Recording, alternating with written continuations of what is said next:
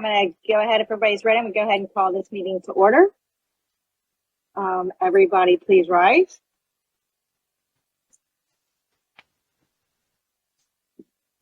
Dear Lord, thank you for this day and for keeping everybody safe. Please continue to take care of everyone in the world and all the issues going on around us.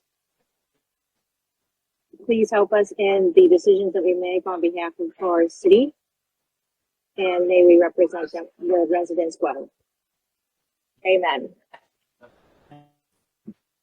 I pledge allegiance to the flag of the United States of America and to the republic for which it stands, one nation, under God, indivisible, with liberty and justice for all.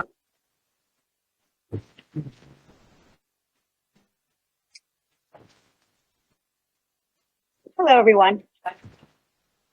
Hello. Hi, Shelby. Hey. You get stuck with us again, huh? Yep. All right, so let's start this off by doing roll call. Ms. Litson? Mr. Bills, Here. Mr. Kennedy, Here. Mr. Ringo, Here. Ms. Dover, Here. Mr. Thompson, Here. Ms. Wadsworth, Here. and Mayor Jansen joining us remotely. Here. And we have quorum.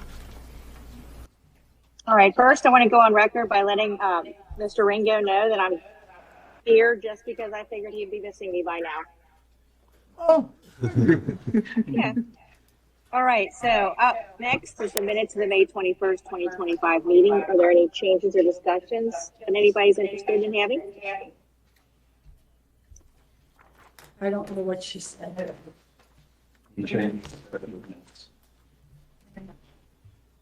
The mayor asked for any changes to the minutes. Oh, No. Nope. I make a Do you have a motion to motion to approve the approve? minutes. Second. All those in favor? Aye. Any opposed? All right, moving on to the minutes of the June 11th caucus meeting. Motion to approve. Second. Who's the second? Okay, thank you. Is there a motion to approve? Yes, we have motion and second. All those in favor? Aye. Any opposed? Thank you. Let's move on to reports. Chief Hall?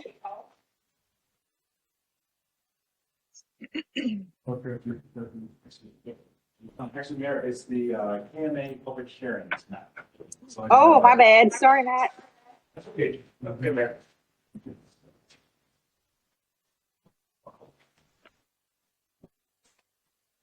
So, good evening. This is the KMA public hearing. Every year we have to disclose to the public what I plan to spend protecting municipal roads on during the course of the fiscal year.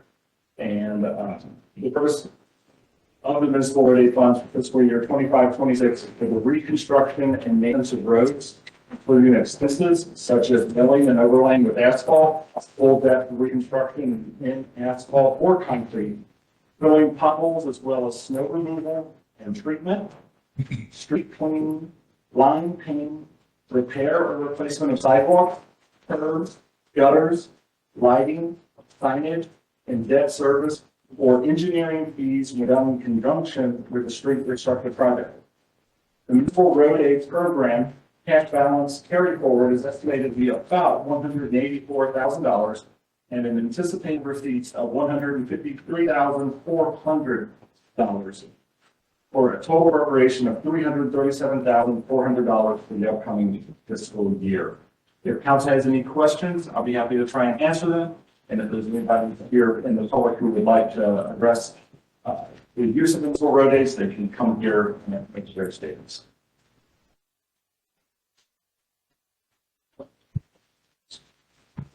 Okay, thank you.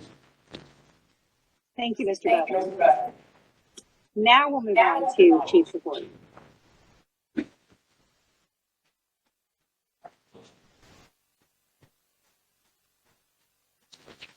Scroll down.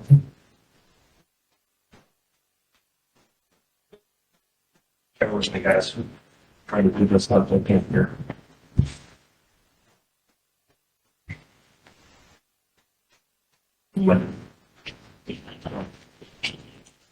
Yeah,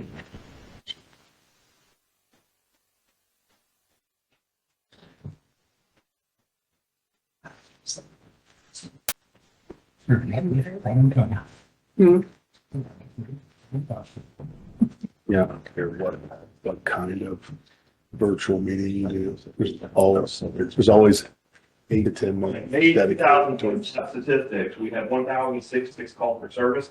I know it's very small. If anybody has any specific questions about the calls with the surrounding areas, please don't hesitate to ask. And I've got our copy up here in front of me, so. See, I can do it. All right, all calls, including self-initiated calls, 59% was in Villa Hill, 41% was in Crescent Springs when we exclude all of the dispatch calls. It would flop to 49% in Villa Hills and 51% to Crescent Springs. Activity for the month, we had 13 crimes, documented 23 traffic collisions, 42 citations, 35 warnings, 8 e-call responses, 6 JC3 domestic reports, and we did not have any crisis intervention for this month. Here's the map for you. I'll split again between the two. On the left-hand side where our citations are. On the right-hand side, it's a small smattering area. If anybody needs a copy of this, I can put a copy for you. Todd Roadway collisions. Who would have thought that Anderson and Buttermilk would have done that? Would have done channels. That didn't change much, guys, to be honest with you. There were 5 accidents, Buttermilk and Anderson intersection. We did have one that had an injury in there. Luckily, there was a minor injury. The one that made our local news area was the one on Amsterdam. If anybody follows the Villa Hills neighborhood group, there was a person driving down Amsterdam going towards the sewer plant, and a bee got to her vehicle, and she lost control of the vehicle and went into the fences. And luckily, it's kind of like a final destination kind of scene, to be quite honest with you, but it did go through the front of the car. She was airlifted to University Hospital. And luckily, she's actually treated from the same day. So, the grace and the child in the back seat was safe. So, kudos to the police, kudos to the fire department and their quick response, and of course, all the medical staff provided the services there. And that, again, is the map providing where our kids are. Criminal investigation report, Sergeant Lucas, again, I know I say it every month, was pretty busy this month. The couple things, I'll point out 3 specific cases. One was a burglary that he was able to identify a suspect, and he issued an arrest warrant, and that was served. So we will have work on that coming up here very soon. We did have 2 death investigations that were overdoses. One of them, we do have, both of those cases are ongoing. I'm not going to discuss too much of those, but they are open investigations. But we did arrest one suspect for trafficking and importing fentanyl. And that one continues to gain ground and go further as we search warrants on cell phones, and our investigation continues into those. So he stays really busy with that. So he goes to his work. And I got to cross to Agent Dooley for his help and assistance with those overdose cases. All the officers, we find out with you, from the first responding on the scene to realizing the need to further investigate these overdoses. Because if you actually look at it as in Northern Kentucky, and I'll specifically speak for Kent County, we are one of the only agencies that are going further with these overdose cases, to be quite honest with you. And that comes directly from the director of the Department of Enforcement. So kudos to the department, kudos to Sergeant Lucas and Agent Dooley for having that contact and us being able to bring justice for these families and victims of these crimes. We focused on off-duty employment at Chapter 10.3 in our policy procedures. Officer Bolivia and K9 Ox had 19 hours of training. Sergeant Lucas attended the KSC conference. Officer Snyder did after training. After training, we had a mock scenario that was put on by Boone, Kenton, and Campbell County agencies up at Citibank. It was an active shooter training, scenario-based, large scale. He did participate on our behalf since we are where the location of Citibank. If something did happen at Citibank, we are going to be responding, obviously, and do something like that. A lot of things were learned, a lot of lessons were learned. The police, and this is coming from the fire side. The police did a fantastic job, and I appreciate all the corroboration between the two. Fire side learned a lot of things on their side as far as some work that's on their end. Of course, we all learned something. It was a great scenario for us to be able to do. And Sergeant Black attended the BOCT's patrol rifle deployment. Canine monthly at four deployments with four deployments, four of those with us and with Northern Second Third Strike Force. He's credited with 2 arrests and 2 charges. They participated in the career day at Villa Madonna. He was recertified another year with NAPWADA, National Association of Police Work Dogs Association. The last note, and I know you can't see it on here, is so when Onyx first came, obviously we got Onyx, we were able to get through a grant which is vested interest canines. His bulletproof vest was donated from this company, and they're good for a certain amount of time, a certain amount of years. So he's due for another one, but due to his age and the vest being in great condition, to be quite honest with you, we opted to turn that down. And that vest actually went to Trinity County Sheriff's Department. And on the actual vest for the dog, it's embroidered and it says in honor of Canine Onyx Villa. How sweet. So that was really cool, vested interest canine. So to be able to do that, and we continue to have a great working relationship with them as far as future needs. Like I said, he did have 19 total hours of training. It's an assortment of all of his training, primarily because of his certification that he had to go through. That is considered training time, is the certification time as well. We had 35.5 hours of overtime. 14 of those were in court. Sergeant Black attended, he got called out for a SWAT hostage negotiation call out in Cold Spring, I believe. So he assisted the SWAT team on that. We had 6.5 hours in training, which some of that was the actor training as well. The canine demo was 2 hours, and then our death investigation, we did an S down there. The last little thing, I was down to that new thing, just to point that this Saturday is the Chase and Colt Ultra 5K. They are running, starting at Villa Madonna Academy. They'll run out through the entrance there onto Amsterdam, go down Palomino, the Squire Oaks up to Rosewood, and they will turn around Rosewood and come back. Officers are placed at each of the intersections and the turnaround point.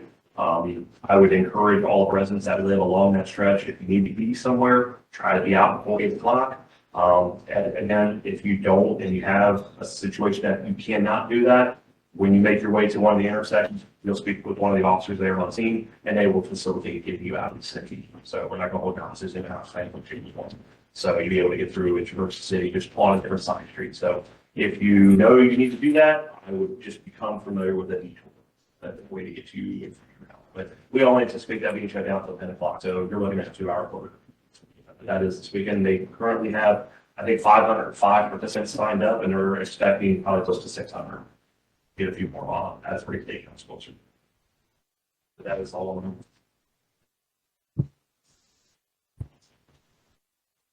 Are there any questions for Chief Hall? All right, thank you. Up next is Safety Committee. All right, so a few additional things. The stealth stat was set up on Ireland and Crescent Springs as discussed at our May meeting to check for speeding. Something learned, I guess, is for the unit, you cannot store a battery plugged in all winter or it makes the battery swell. Yeah, that's for our radar trailer. Okay. We have 2 different things. We have a radar trailer and we have a stealth stat. The stealth stat's a little tiny box that goes up on a pole that you really won't notice, to be quite honest with you. And then the radar trailer is the big thing to show your speed. And everybody thinks if you go fast enough that you're going to get that high speed, but it doesn't. We shut down a certain. So. Okay, I'll fix that as far as the confusion. And then Chief Hall was able to reinstall that batteries. If that's okay. Interesting incident, I guess, Crescent Springs councilman caught an incident on his ring camera in which there was someone that fled from a traffic stop, so causing one of our officers to draw his weapon, which is standard. And then me don't pursue. The policy is the department does not pursue a chase. So marshals from Somerset are assisting. It looks like the license plate's been altered and things like that. So this person is trying not to get All right, so one thing that was mentioned, Crescent Springs will start with a new trash contract with Bestway on July 1st. So the meeting was adjourned at 3:50. The next is July 8th at 3:30, Council Chambers, and all are invited to attend. Any questions? What I want to bring up, the intersection of Sanctuary and Phoenix. So I go past that pretty much every single day, commuting. And I am just waiting for an accident to happen there. Yeah. I think part of the problem is, well, there's stop bars paying on the road. No one stops at them. The reason no one stops at them is because they can't see anything when they stop at their stop bars. Because mainly it seems like due to that foliage, the trees and stuff that's been planted in these walls is blocking your line of sight on the right. And it's hard to see going left anyway because of the hill. Is that coming out of the sanctuary? Yeah, so I don't know. I don't know if I have an answer other than maybe knock on the trees or something, but I think safety committee, after all, you all should probably look at it, see what might be a good solution. I think we could also reach out to the state highway, because that is a state right of way. So I don't know if that's sanctuary property or it's easement, I don't know. So we Yeah. definitely.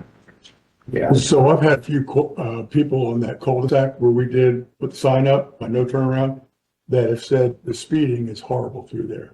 And of course, they're right over the hill as people are flying from River Ridge to hurry up, get to work in the morning particularly. Craig, originally when we were talking sanctuary way before construction, there was talk at one time about making that a four-way stop sign. That is correct. So when we initially got started on conversations, there was going to be about 160 more housing units back there than what wound up finally getting approved. And based on traffic count, the state wanted a four-way stop at that intersection. But once the number of housing units was lowered, it no longer met the state's traffic warrants for a stop. And they prefer that there's as few traffic stops on state routes as possible. So for right now, there's no stop at Sanctuary.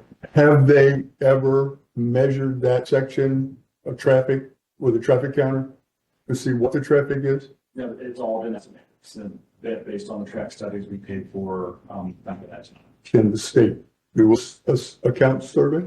I'm sure we can reach out to OPI or the State Department or the KYTC, see what we can get. your stealth staff will probably get a card down. If you get counted. I don't know if the state would buy into it. They want to do their own counts. What I'm saying is maybe it's time for us to consider a four-way stop there for a lot of reasons. They had several citizens Yeah, ask I me, mean, particularly, it's turning into a get us the speed stop zone. sign there. Mainly because people are so frustrated getting to River Ridge with the traffic that when they get out, man, they're ready to go. And It's they're all day long now, because I live on the Yes. corner. Right. Car. But they could all stop sign at that intersection will require KYTC. Well, that's what I'm saying. So just them, maybe ask them if they would do their count. Do a count out there with the strip cross and everything, see what the traffic is. Let's stop estimating. Let's get some real numbers.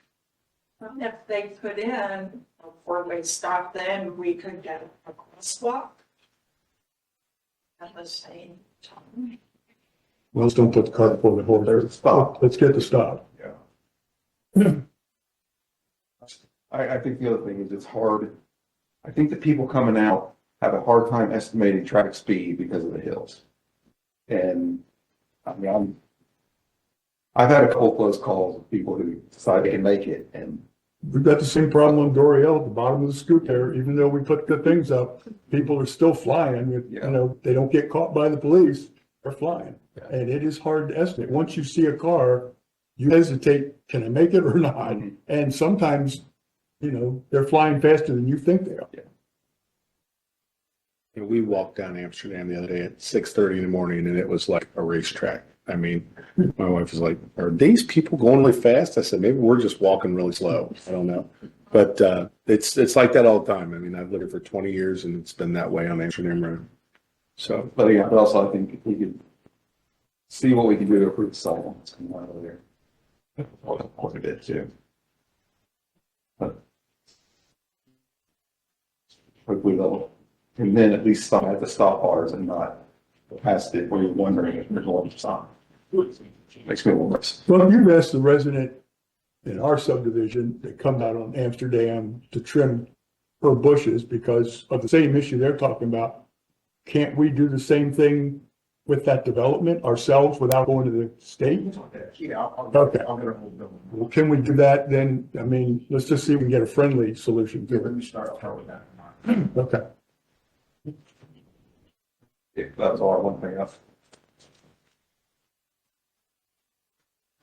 Any other questions for Ms. Wadsworth? All right, let's move on. Public Works Committee. Thank you, Mayor. So we met last Wednesday, not a whole lot of movement on Collins Amsterdam. The state has now assigned an actual company to do the environmental. So again, we're still looking at 2026, hopefully to break ground on the utilities, but they at least are moving forward. Wow. Said that last. So, project planning, so Valley Trails Phase 1 is finally really moving forward now. The rain and the utilities, like we talked last month about how the utilities were not the proper depth and were causing problems. That's been still being worked on, but it's at least moving forward. Rain's been really hampering. That's slacked enough now that there's actual progress. If you go back there now, there's actual gravel panels because of the fair strip road. So we're moving forward slowly, but it's going to get done next year. We're going to do some striping on Buttermilk and Little Marie, and we've got some base repairs around Amsterdam and the short Amsterdam we're going to need to take care of. We think we can get that in on this year's budget, $2,000 for. So Prospect Point overlay is slated to go. It will start after July 1 as the next fiscal year project. Valley Trails Phase 2 and Phase 3, which will take it all to Amsterdam. We have submitted the grant for that. So we'll see what the scores are. We should know officially it'll be October. We usually get a good idea around September timeframe that we've got a chance or not. We also submitted for the Colina sidewalk run from Colina to Highwater. I don't want to jinx anything, but we got the preliminary numbers last Thursday, and there were 2 projects submitted, and the total was under the amount available. So that's a good sign that we won't do that. We talked a little bit more about the Branson Lake area, about filling in dirt just to make it safer for the Public Works team to mow. They're going to kind of keep an eye on that and kind of work as they can with that, because we're also sending a lot of dirt up to the fields there. So we're still talking about that. We're going to get that smooth out a little bit and also avoid actually adding to the dam portion so that it doesn't get reclassified as a dam. Then the salt bin, the electrical inspection is complete. The building's working really well. The next tasks are to actually pave the area around it and put the fence back up. Gave you some estimated totals in there. Those were the 30,000 for the lot and then 15,000 for the fencing. That was part of the totals we voted before. Money is getting moved around from where we had to reallocate all the other funds because they had to be in contract. So the total's the same. It's just pots are getting slid around a little bit. So then the sidewalk program. So we have not heard from Alta Fiber and Little Kentucky Water District SD1 about whether they believe that the damage to the sidewalks around their utilities caused by them. So we're still waiting on that. Duke has said not that they did it and never it was done. It's way beyond the warranty period that they quote. So we're going to take a look and see what needs to be done to fix all those areas.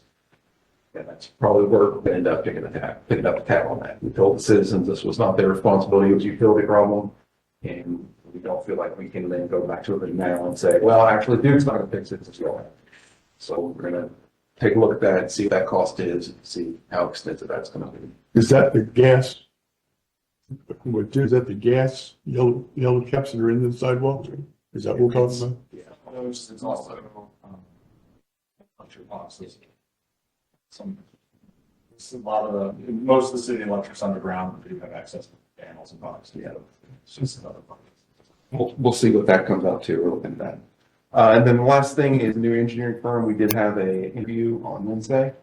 We're gonna discuss it. And then maybe sending out some offers. We've got some actual supplemental information from him a couple days later. So we're still looking at that. Hopefully next month we'll make an actual formal recommendation. I have a question. So, Fox, do you know what the water district was looking for today? Are they marking sidewalk? Yeah, I've called in a lot of trip hazards, broken lids, missing taps. It's already there one work done, about 2 weeks. They're marking everything, that I sent them on. I'll be, Yeah, the way, answer numbers. yeah, North Kentucky, their water district thought that the SD1 is very much they'll just come and fix this. Like they won't call, they won't tell us, they'll just show up, fix it, and go away. Say, oh, by the way, we fixed that. So we're hopeful that's what will happen. It will just wake up one day and all will be fixed. They're spray painting.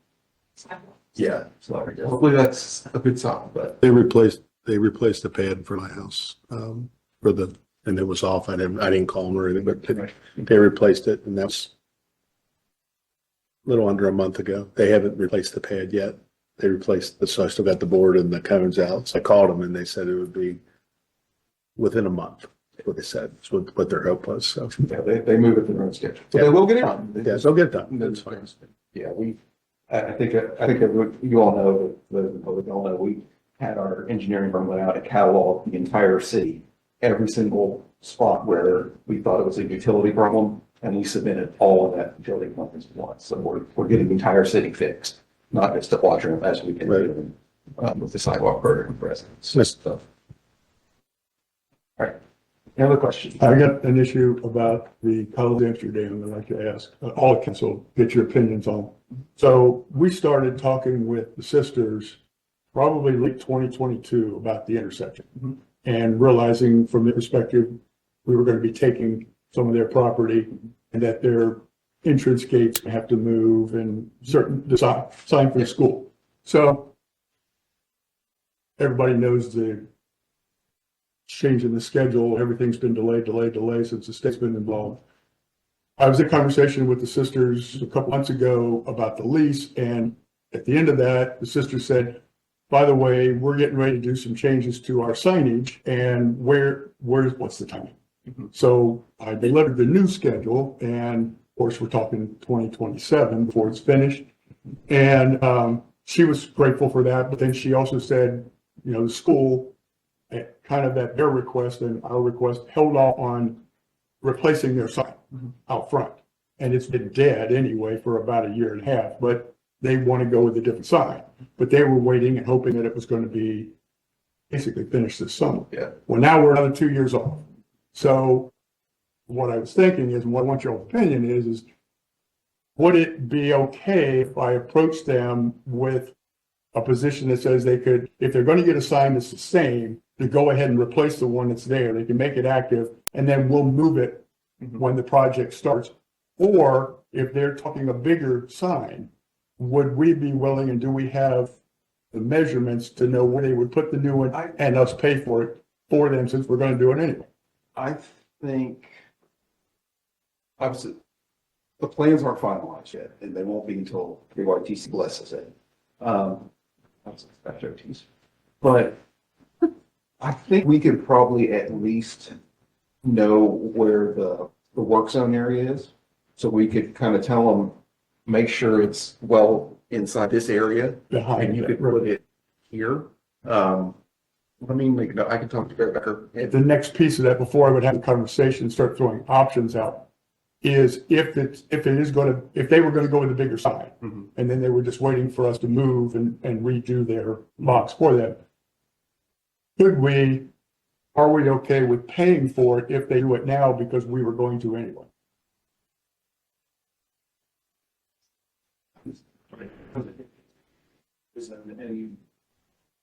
If during the course of the construction project, the easement takes their sign out, they would be compensated for that. That's what we've told If it's them. moved- If it's moved in advance and it's not removed, compensation from the state project. From private. But if they put it in the same spot, we would move it. Well, that's the thing is that I don't know what their signage, this is the conversation I want to have with them. So I don't know what their signage, goal was. Is it going to be sizable to fit on pedestal that's there today, this own pedestal? Or were they going to go with a bigger one? And we were just going to mount it back there when time came. I understand what Craig's saying, but I think there's a fairness issue here. We put a lot of people through things, the Smedleys and a few others. We put the school through a year and a half of not replacing the sign due to stuff that we either told them or have failed to update them about. And I'm just trying to come up with a little bit of a fair proposition to them as to how we could do something. If they want to do something that we're going to do anyway, they're going to pay for it. Part of this too is we have not entered into easement negotiation. That's why we can't talk. Yeah, we can't talk to anybody. That's why I can't talk to the Smiths about anything. So This doesn't seem fair. The schools that no, it doesn't, they it's not can't fair. get on signage because of us. Yeah, it's not fair to the schools, it's not fair to the Smiths, it's not fair to anybody. So the fix is if they put the sign where it is, it's on the easement, and whether if it's a new sign Yeah, or old sign. Whatever. You hate to tell them that, but- Construction happens, we're gonna move Right. at our expense, because that's part of construction, we're gonna move. So are you okay if I go on and at least have a conversation? I can tell them, look, we can't get it prior to movement because the state won't let us pay for it. Okay, but if you all either want to put one there or redo it yourselves and we will move it and pay for it when the time comes, your option. I'm okay with that, now is that okay? Well, that's why I'm asking council, what do you guys, I just think we need to touch base with Fairback and make sure that we're not approaching up things to need a federal reg app. That's all. Yeah, well, yeah, that's fine. If you need to do that, just let me know. I think we should get to the school, at least let them put it in their court, whatever decision they make. But they shouldn't have to be without a sign. I'll make that, we'll talk to them. Have it from there once we get off this ground. Okay, anything else? Okay. Was that the end of your report? Is that the end of your Was that report? Thanks. So, yeah, Yes. sorry, there are two people talking at once. Thank you. Public Works Director, Mr. Yelton. Good evening, everybody. So lately I've been, patching holes, sweeping streets, picking up trash at the daily thing to do for the public in better range. Repairing, signs on, every windstorms, et cetera. A lot of grass cutting due to the amount of rain. We've had, spraying fence lines at the parks, pesticide, the boys have got their license, saved the city a ton of money. Irrigation systems up and running throughout the city, all our islands and fields. And we're, monitoring the timing of zooms, any weather. We did the top dressing as well, seeding straw, up here, the villa. And then at Frames, we got that big channel, liner put in for the erosion control for the runoff of the entire park. They actually come in a lot cheaper. We did it ourselves and it worked out good. Other than that, been dealing with our PGAS, on some other issues, and we'll get into that, on by the next council. So that, thanks to the Fire Department for the great work they do. Can you give a little update while you're up there on the ball field and the dirts and where you at with that? That's kind of like having a standstill. We'll start taking a little bit of dirt and not trying in bulk. We'll do that, we'll wait for weather to be like that before we spend a good amount of money for heavy equipment and actually want to run for a week solid. So we're not wasting the money or downtime. That's back. That's all I have. Mr. Any questions? Thank you. Thank you. Finance Committee, Mr. Bills. Finance Committee met on Monday, the 16th. We reviewed the May financial reports, and all the questions that were raised by the committee were answered by the staff. So the committee makes a motion to council to recommend that the May financial reports be accepted and published on the city website. So that was a motion. I'll second. Is there a second? Mr. Ringo did. Okay, all those in favor? Aye. Any opposed? All right, thank you. Also, we spent some time discussing the upcoming, the 25-26 budget. Went through some of the items that were brought up at the June 11th caucus meeting. And, all in all, the Finance Committee feels like the budget is in good financial shape and doesn't have any objections right now with it, financially speaking. There's some few things hanging out there, I think, that are going to be discussed a little later on, but overall, we don't have any issues with the budget. Quick reminder that the year-end closing of the books is going to be postponed due to the capturing of more items for year-end. So we will not be meeting in July. So our next meeting will be Monday, August 18th at 7 o'clock in council chambers, and everybody's welcome to attend. Any That's all I questions, have. Mr. Bills? Nope. All right, thank you. Admin Committee, Ms. Stover? We did not meet this month since we had nothing to discuss. I will talk a little bit when we get to the ordinance about the text amendment. Okay, thank you. Recreation Committee, Mr. Kennedy? I don't have really anything other than what Ms.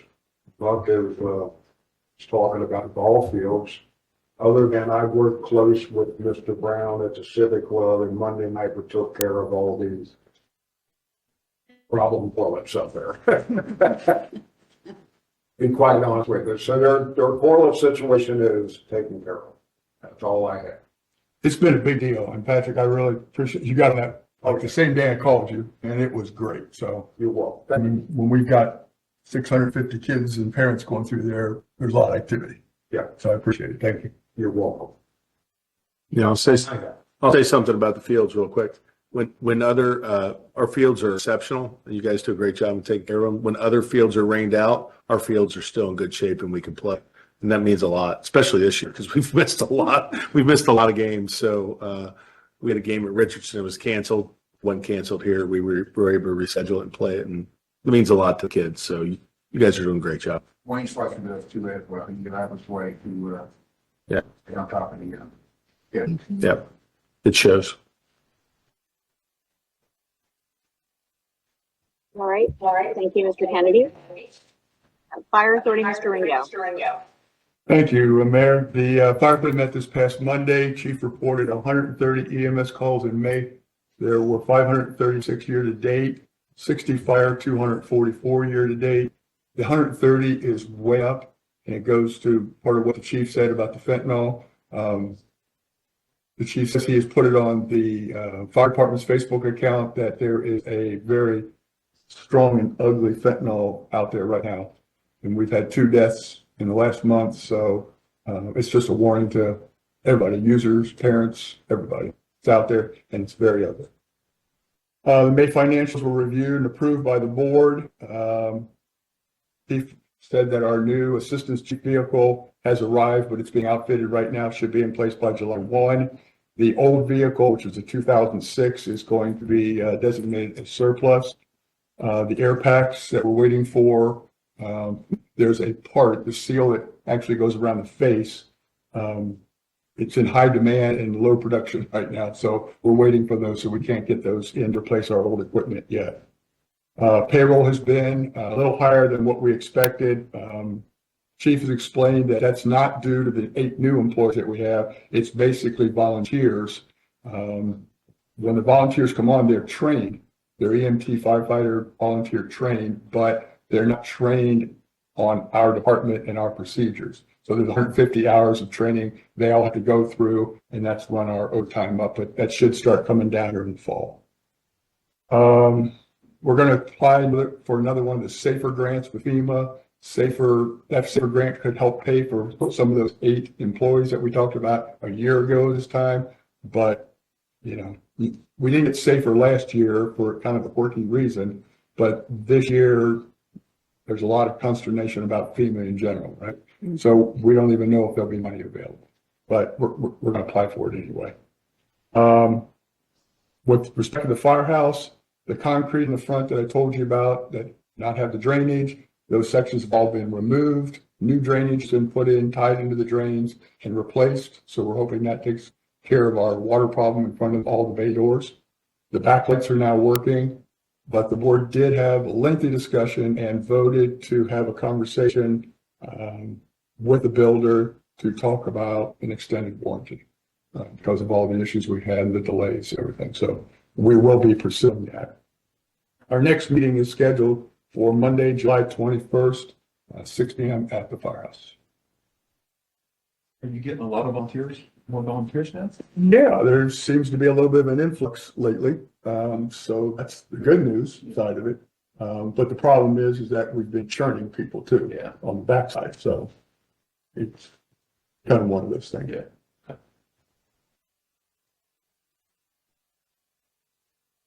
Any other questions for Mr. Ringo?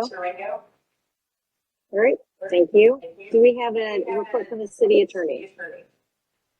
No report, just legislation. All right.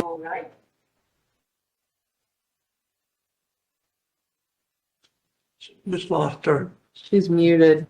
Oops. Oh, sorry. Muted. Sorry. Do is it city administrator next? City clerk. I don't have anything. City clerk. Okay, well then, city administrator. Great, thank you, Your Honor. This was touched on briefly earlier in the meeting, but our neighbors over at Crescent Springs have decided to change their solid waste garbage pickup from Rumpke to Piscataway. And because the two cities crisscross each other on so many streets and in so many areas of the city, this has caused some confusion among some of our residents. And I just wanted to state that we are not moving from Rumpke. We are under contract with Rumpke until June 30, 2029. And we will continue with Rumpke for the next several years for sure. And I have reached out to Rumpke's route people and given them 8 areas of the city to check, make sure that our residents were not inadvertently on a Crescent Springs route, to make sure they continue to get Rumpke service and they're just not dropped, suddenly on July 1 by accident. So we are working with Rumpke through that transition as well. That's all I have. If you have any questions, I'll be happy to try and answer. Thank you. Thank you for coordinating with the schedule. Up next, I guess, is my report. Just a couple of things. I've gotten good reports from the citywide yard sale. I don't know if anybody had a chance to get out and check out what the neighbors had for sale. But my neighbor was selling Lululemon, so she was pretty busy. Upcoming in July on the 19th is going to be our shred event with Crescent Springs. It'll be at the Crescent Springs City Building, and we'll have signs up probably beginning of the next month.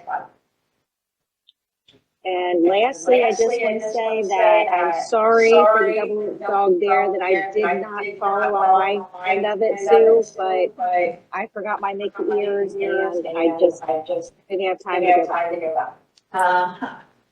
Actually, I was, so to be fair. And that is all I have. So if everybody's ready, we can move on to legislation. Alrighty. So first we have the second reading and approval of draft ordinance 2025F as amended. This is an ordinance of the city of Villa Hills in Kenton County, Kentucky, pursuant to KRS 91 Cap A.3010 for the fiscal year beginning July 1st, 2025 and ending June 30th, 2026. By estimating revenues and resources and appropriating funds for the operation of city government and providing that no money shall be expended by or on behalf of the city of Villa Hills except in accordance herewith. We've had the budget now out in front of these now for several months. We just discussed this at length at our caucus meeting and in the previous council meeting. So at this time, it's the council's pleasure. It's free to do what you want with the draft budget. We can be approved. So I think our discussion though, at the caucus, left us with two issues. In general, we sound like we were all fairly comfortable with the budget, but there are two issues that needed to be discussed publicly and in this meeting, and then probably votes in order to decide where, if they stay in the budget or not. So cameras, block cameras was one, and the study for the new city building was the other. So I'll just throw out there, let's talk the city building first. I thought we were still up in the air on the storage shed as well. Well, the storage shed is another one, but I'm a little confused because I got the impression after talking to some finance people that it's not in the budget. No, it's there. It is in the budget. Okay. Yes. Part of the transfer to capital. Okay. So we needed Buck to tell us where we're going to put it before we decided to put money for it. Yeah, so on that topic there, that is the big question, because our first thought was up here on the way, Up here, where? on the Civic Club, be up there. But I heard different that we don't want it on the front. So Well, therefore, Bill is out as well. Correct? Oh, I thought we, Because you go behind. you have to have a long-term, the issue was lease. We're leasing the property in both. Correct. We have made a previous gesture for the salt bin, the Civic Club, and that did not go well. Correct. Doesn't mean it wouldn't go well now, but it did not go well then. But not having it on our property is an investment that puts us at risk. And it could be the same with the sisters as well. Both of them could say yes, and I'm not sure that still the city would want to do it because of the risk. So do you have a third option? Behind that city building. PDS 4 yards exempt from zoning. Of course, we need meds, we need rough draft drawings. The building's got to be engineered, stamped, not designed. And so I was thinking, we was thinking a building that like the Civic Club, like a real pole building, to match the brown. Leave your 10-foot airway in between the back door of the building to the new building. One garage door, one entry door, no windows for, nobody need to look in there and try to break in. So here, Pretty simple. I don't have a problem with that because we've had these discussions over the years. I think that is wasted space back there that we could use. So that is okay with me, but I don't think we want to move ahead and do that when we've got the other discussion and we're analyzing whether or not that building may need an expansion or destruction. And I wouldn't want to put a building back there and then ruin the opportunity to expand the building, either on the side or in the back. So, If concerns about the residents next door. Yeah. Looking at a storage shed from their backyard. we put it anywhere in the city almost, unless it's property, you're going to have that issue. Yeah, it's still, I think aesthetically, I mean, seeing what salt bin, I think we could make it aesthetically pleasing to fit in, because that salt bin looks great sitting over there, sitting on there.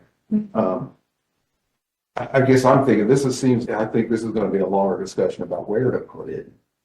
I'm okay, given that the budget numbers work, I'm okay with leaving that line there and having it there, and if we decide not to do it or we can't find a spot, we can always reassign that with something else. But I'm trying to leave that line item there, and then if we can find someplace to put it that works, depending on what we do with the city building stuff, then maybe we can do something. So that, I guess that's where I sit right now. that makes good sense. Yeah, at this point, I think we all had issues with putting it at Franzen or Villa, either one. So if the third option is behind the building, then it it is integrally tied to the building discussion.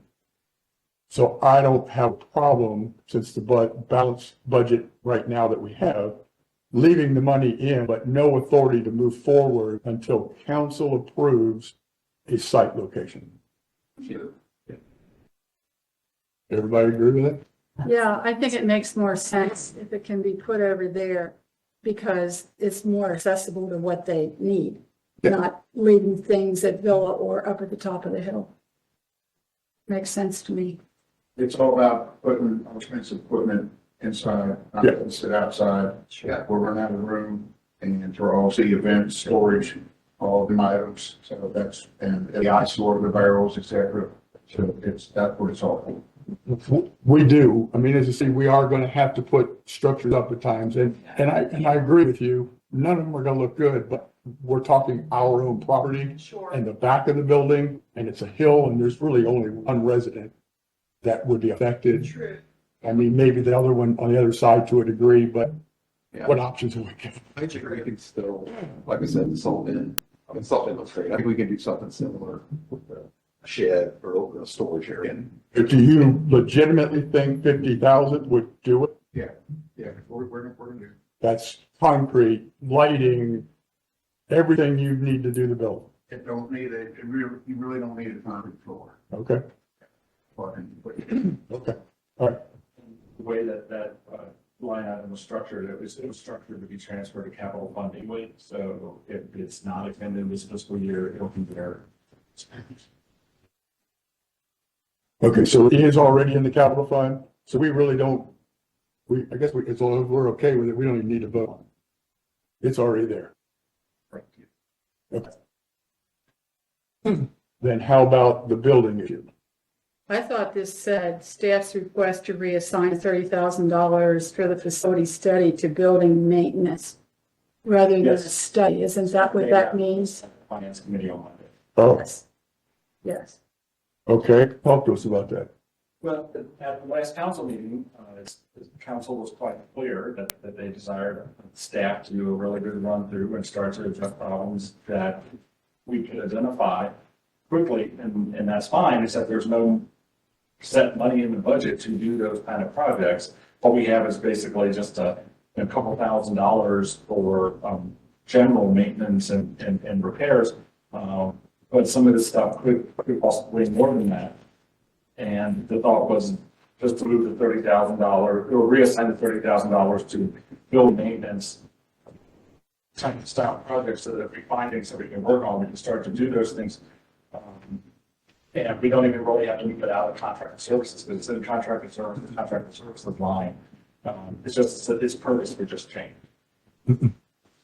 Okay, but for the sake of the people that weren't listening or here at caucus, part of our concern is that you all, the chief and city administrator, believe that to a certain degree, you're going to need additional space or need space already. You may need it for accreditation purposes.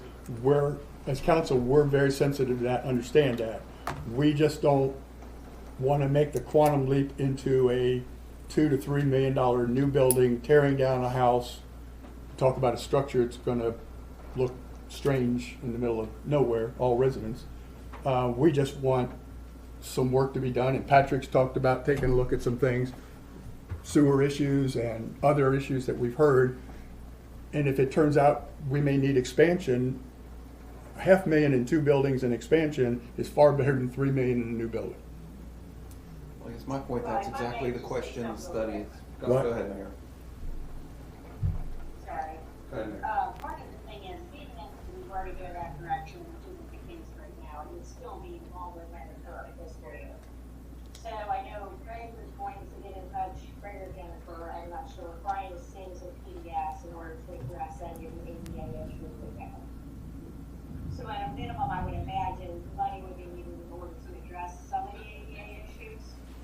So that would be a start, and if anything can be done, that would probably be the only thing we could get done in the current fiscal, or the upcoming fiscal year. I'm not sure I caught all of that, but does it sound consistent with what we're talking? Okay. Then again, if you've already you've already made that change in the new proposed budget, moving the 30,000 over. So it stays in the budget, moves to capital for the use to look at the things we discussed. The 50,000 for, The shed. the shed will move. Okay, what about the 30? 30,000 is in the contracted services budget, and it would just stay there. So Okay. it would just be a source of funding for us to tackle these projects. Okay. And is council okay with that? Everybody? Yes. Just Is to it clarify- 30,000 for, also for the ball field expansion? No, No. no, that's totally, we're totally good with that. To clarify, you're moving the 50,000 for the shed over to building maintenance, is that correct? No, that's No. staying in capital. It's staying in capital. The Building study 30,000 study is is moving over. moving to building maintenance. Okay. In case they need money to do the things that might fix the building, so we don't need to build a new one, then they're gonna need money. Okay. I'm confused about the 30,000. I mean, a study is basically just a consultant to come up with an idea. No, he's To supposed evaluate what to, we have and give us recommendations and options as to how we would move forward. what we did with the firehouse is we hired a company that came in and assessed all of the environmental and structural issues of the building, and then gave us a recommendation. That was what this was gonna be for too, except this is a little different in that we had property up there, we could keep the old building, we could build the new one, property was already owned.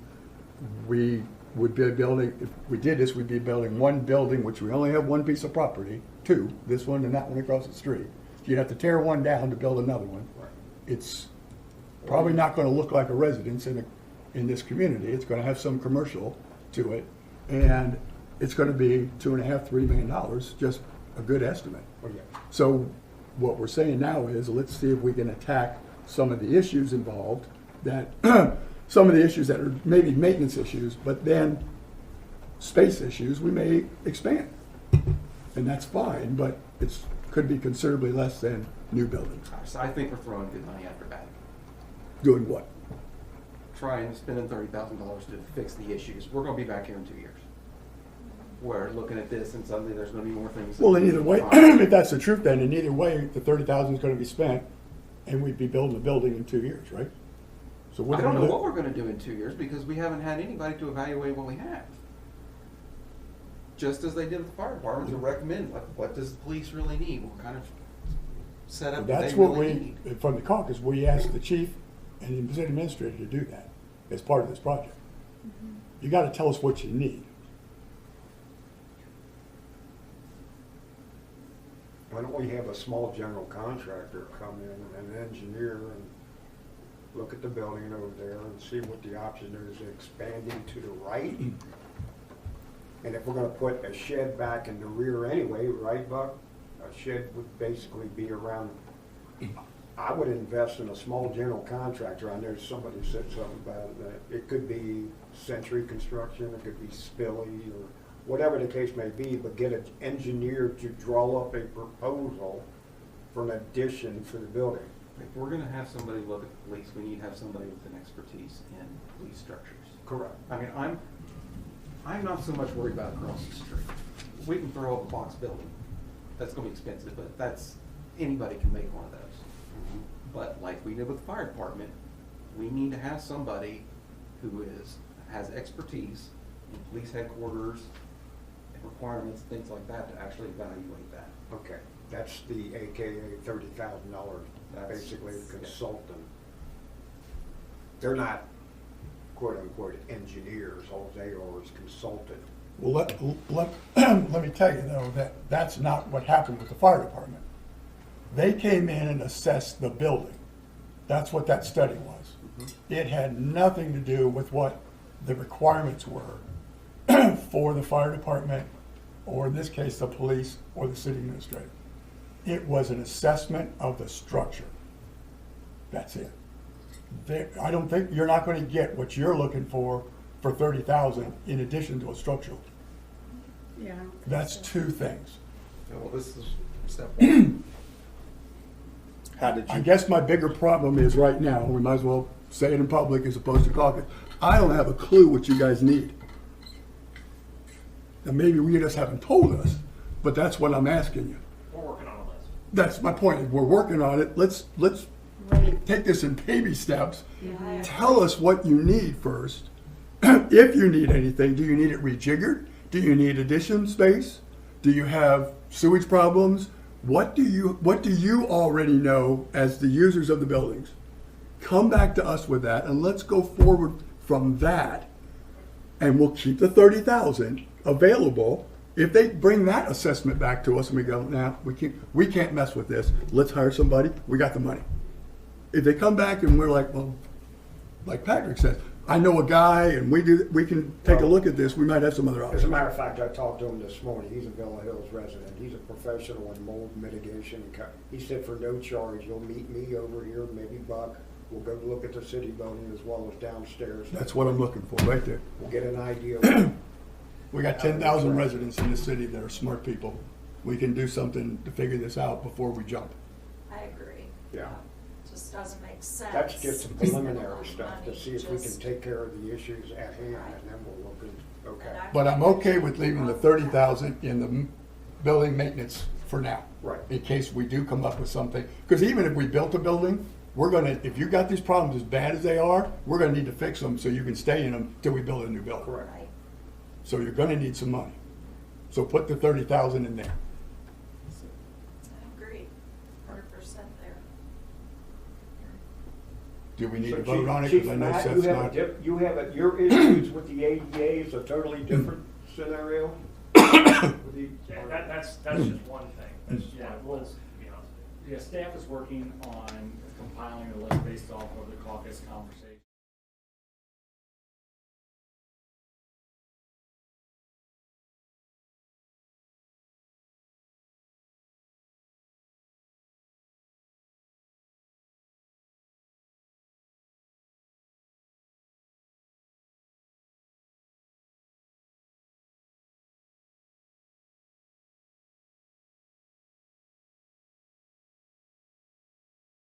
With the evidence for Mr. One.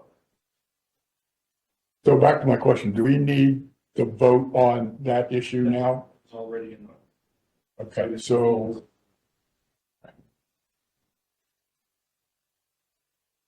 My thought is unless you want to take it out or move it somewhere else, it probably doesn't need a vote okay, until we do the final approval of the ordinance that revolves around the budget. so the other issue is pretty much yours.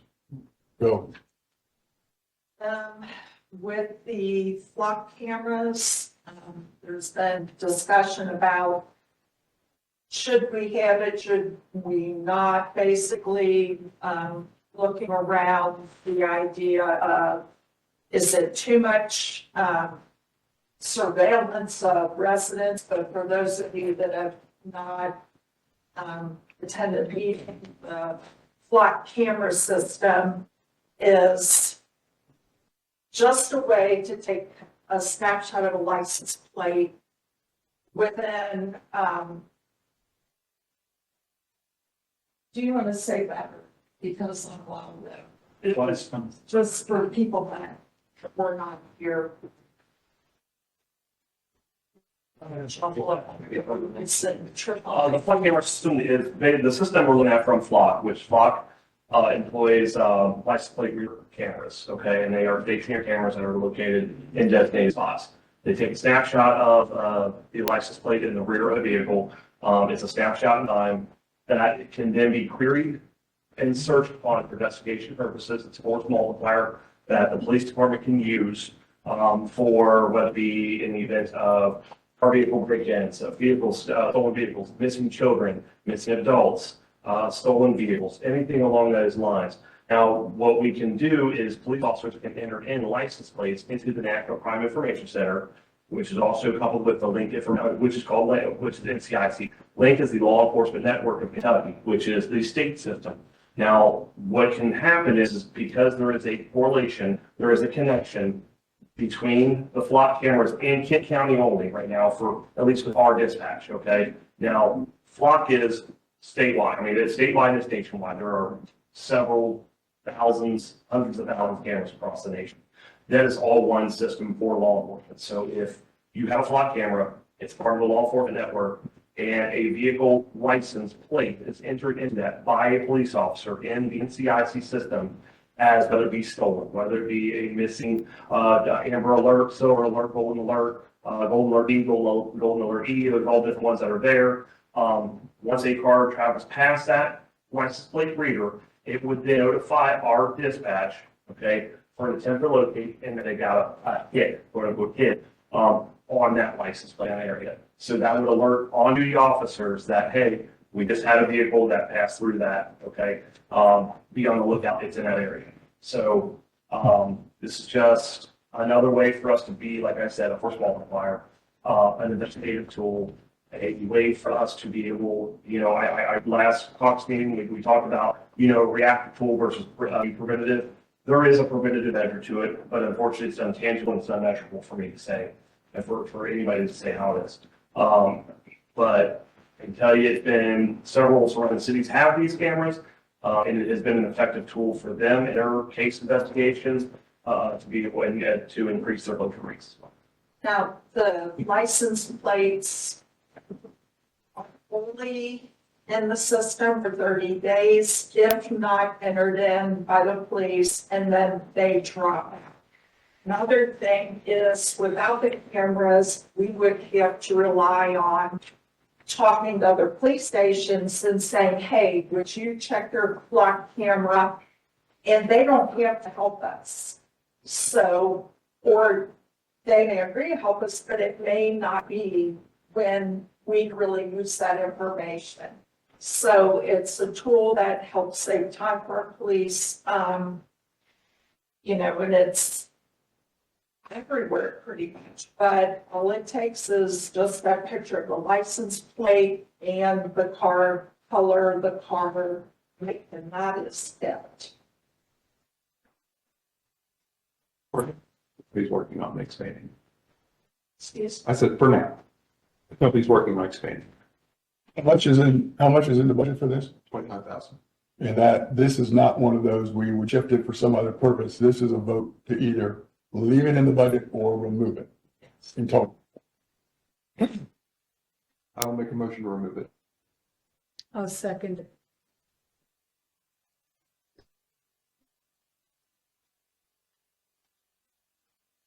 Sorry, my bad. All those in favor? Any opposed? How about This needs to be rolled. roll call? Probably be appropriate. Yeah, probably roll call. So if you're in favor of removing it, say yes. If you are not in favor of removing it, say no. And Ms. Lipson, will you please take roll? Mr. Thompson, No. Or yes, remove it. Yes, remove it. Ms. Tabor, Yes.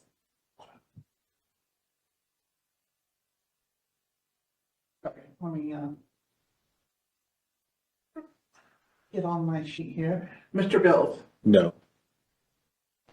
Mr. Kennedy, No. Ms. Wadsworth, No. and Mr. Ringo. No.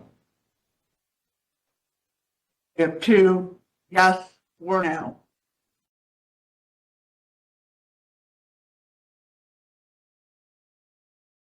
Any other issues?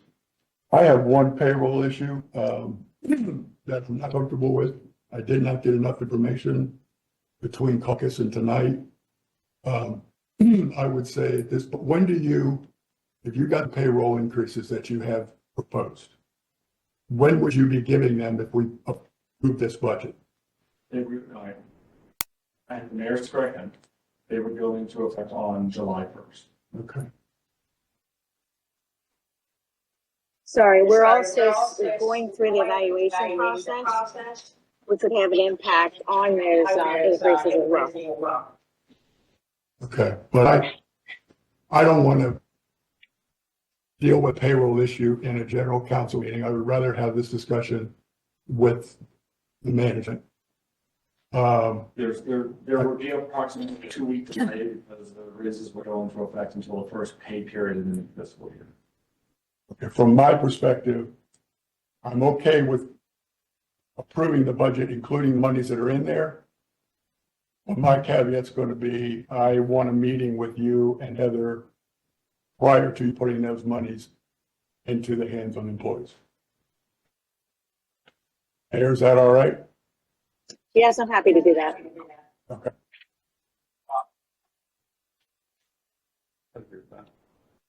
So am I coming to you or are you coming to me in Florida? We at Disney or we here? I'm at Disney, so Be you gotta right bring your down. ears though.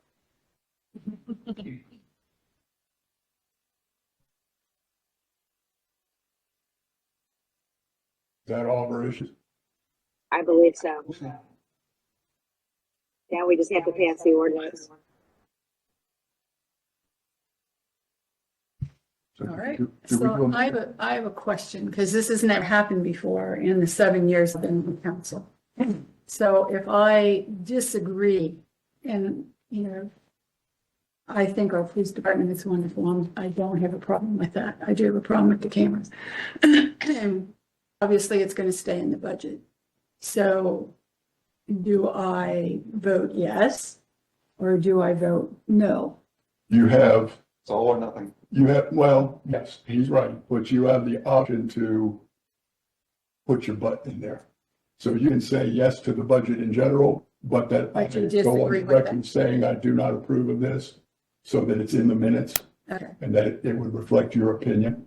all right, that's what I needed to know. Same It's opinion. never happened before. And the bigger budget is more important than a 30.3% of the budget issue, but you want to go on the record? Okay, thanks, Scott. Well, we haven't, never happened before. It hasn't happened while you guys have been here.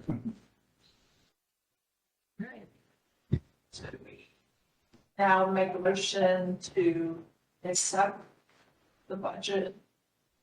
As proposed. Mm-hmm. All right, well, I make a motion to accept the budget as proposed for the 26, 27, 25, 26. 25, 24, Don't rush it. It's going too fast. 25, 26 fiscal year. Do we have, Second.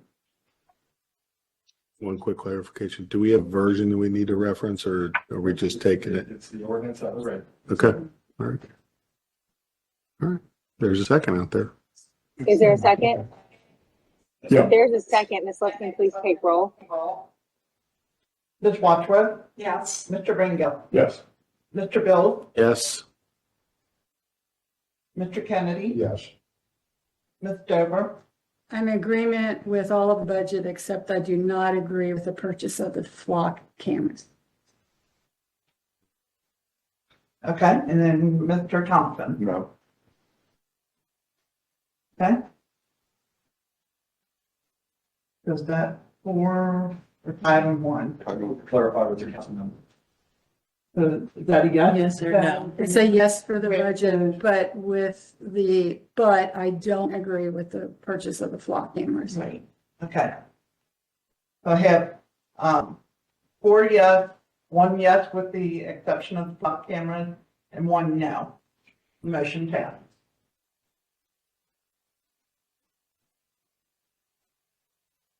All right. We moving on? Okay, now we're moving back. So we have the second reading and approval of draft ordinance 2025G as amended. This is an ordinance of the city of Villa Hills in Kenton County, Kentucky, amending the city's budget and ordinances 2024-2 by adjusting revenue and expenses in the general fund, the capital fund, and the TIF fund.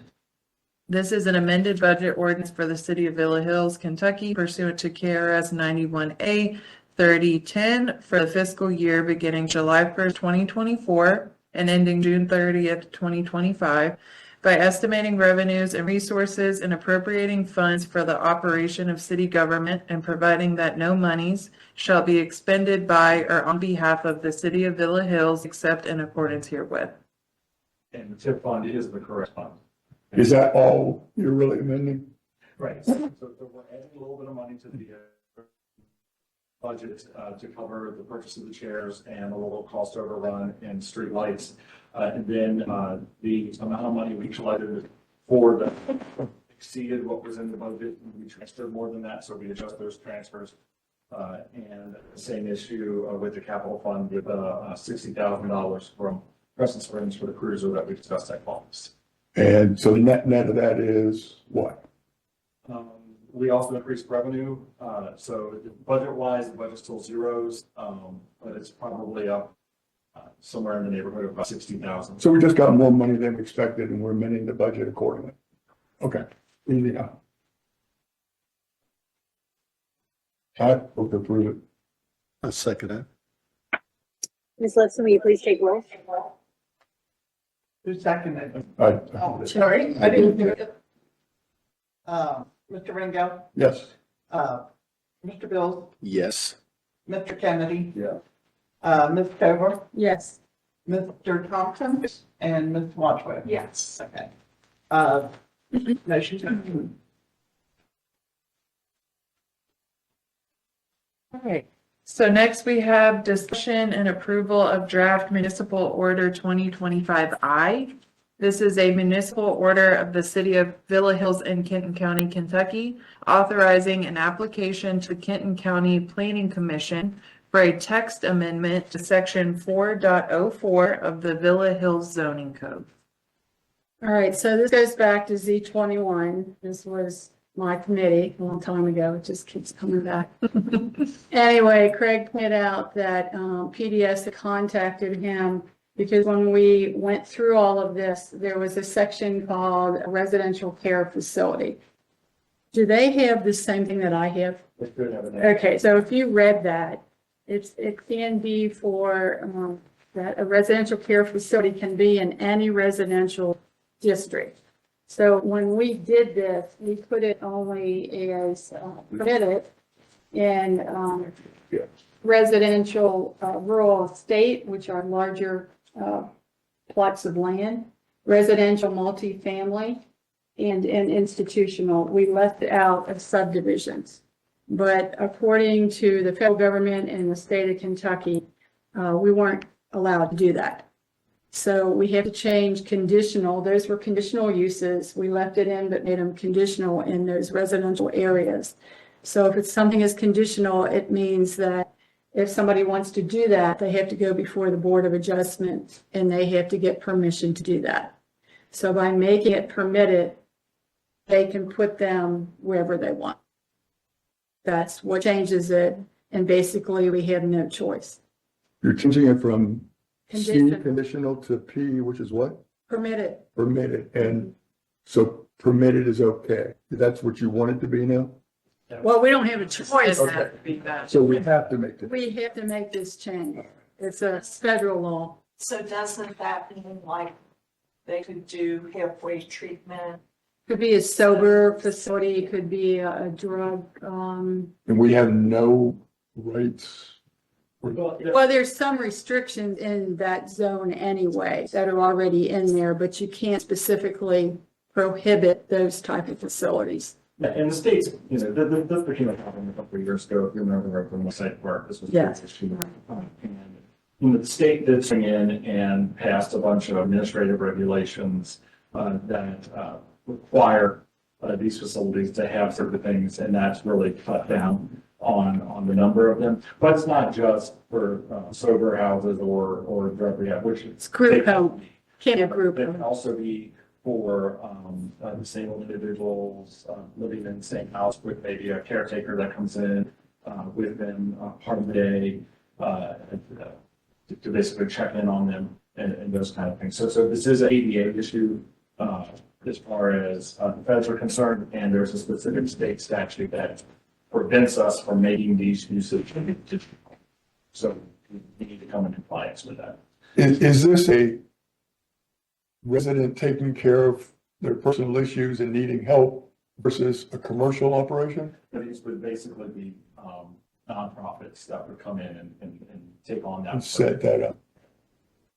So there are state regulations that they would have to follow. We would just have to let them in by this rule. That's correct. Okay. I guess we don't have a choice. We don't have a choice. Okay. It's a bummer.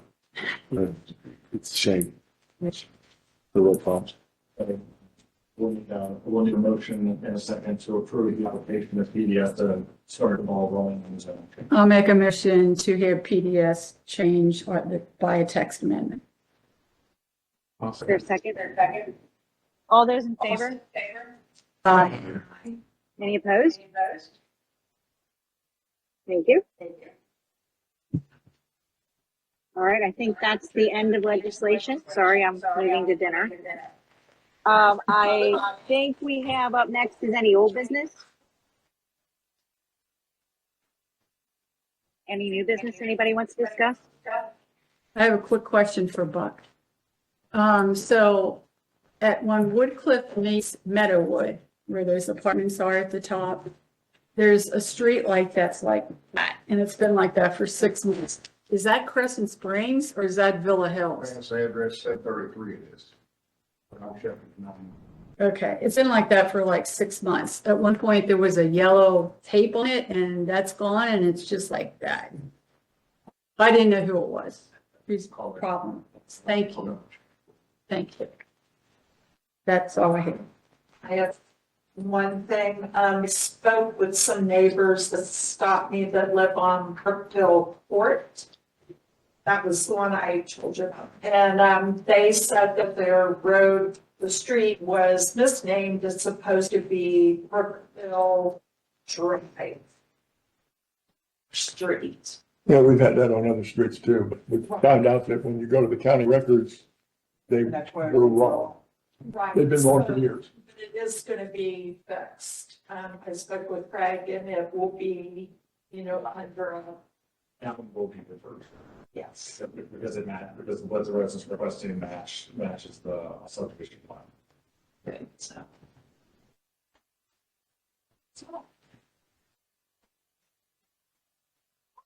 Any other new business? Are we still on new business or old business? New business. Done. Any other new business? Any old business? Any general comments from council and staff? Any public comments? We're all shaking our head now. Before we go, I do want to thank TBK for helping us set up this virtual meeting tonight. This took a couple hours in chambers to set up the audio and the sound. So Thank really you. the video. So TBK did a great job. And I just want to put that shout out. Yes, thank you. You guys did a great job and I appreciate your patience that council shown as well. I'll make a motion to adjourn. I assume we have no. There's no executive session, is there? No. Too late anyway. Yeah, no, Late. no executive session. All those in favor? Aye. Any opposed? All right. Thank you, everybody. Y'all have I will fun. see you soon. Thank you. This year. I'm trying to get you.